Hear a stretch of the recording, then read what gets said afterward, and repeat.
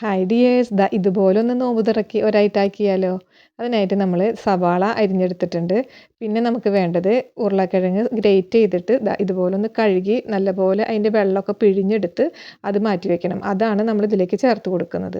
ആ സവാളയിലേക്ക് നമ്മൾ ഉരുളക്കിഴങ്ങ് ചേർത്ത് കൊടുത്തു. ഇഞ്ചി, പച്ചമുളക്, അതുപോലെ തന്നെ നമുക്ക് മല്ലിയിലയും കൂടി ചേർത്ത് കൊടുക്കാം. പിന്നെ നമ്മൾ ആവശ്യത്തിന് ഉപ്പ് ചേർത്ത് കൊടുക്കുന്നുണ്ട്. പിന്നെ നമുക്കതിലേക്ക് ആവശ്യമായ പൊടികൾ ചേർത്ത് കൊടുക്കാം. കടലമാവ് ചേർത്ത് 2 ടേബിൾ സ്പൂൺ, 2 ടേബിൾ സ്പൂൺ അരിപ്പൊടിയും ചേർത്ത് കൊടുത്തു. വറുത്തരിപ്പൊടിയാണ് കേട്ടോ ചേർത്തത്. പിന്നെ ആവശ്യത്തിന് എരിവിന് മുളകും പിന്നെ കുറച്ച് കറിവേപ്പിലയും ചേർത്ത് കൊടുത്തു. ഇനി അതിലേക്ക് നമുക്ക് കുറച്ച് കായപ്പൊടിയും കൂടി ചേർത്ത് നല്ലതുപോലെ ഒന്ന് മിക്സ് ചെയ്തെടുക്കണം. നമുക്ക് വെള്ളത്തിൻ്റെ നനവ് കുറവുണ്ടെങ്കിൽ മാത്രം 1-2 ഡ്രോപ്പ് വെള്ളം നനച്ച് കൊടുത്ത് നല്ലതുപോലെ ഒന്ന് കുഴച്ചെടുക്കുക. ഈ പരുവത്തിലായിട്ട് നമ്മളതൊന്ന് കുഴച്ചെടുത്തിട്ടുണ്ട്.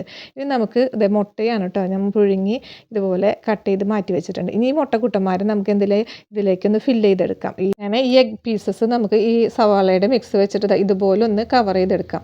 അങ്ങനെ ഓരോന്നും ഞാൻ കവർ എടുത്തിട്ടുണ്ട് കേട്ടോ. ഇതുപോലെ ഒന്ന് കവർ ചെയ്തെടുത്തു. ഇനി നമുക്ക് ഓയിൽ ഒഴിച്ച് അത് ചൂടായി വരുമ്പോൾ നമുക്ക് അതിലേക്ക് ഇട്ടിട്ട് തിരിച്ചും മറിച്ചും ഇട്ടെടുത്തൊന്ന് പൊരിച്ചെടുക്കാം. ഇതുപോലെ നല്ല അടിപൊളി ടേസ്റ്റി ആയിട്ടുള്ള ഒരു സ്നാക്കാണ് കേട്ടോ.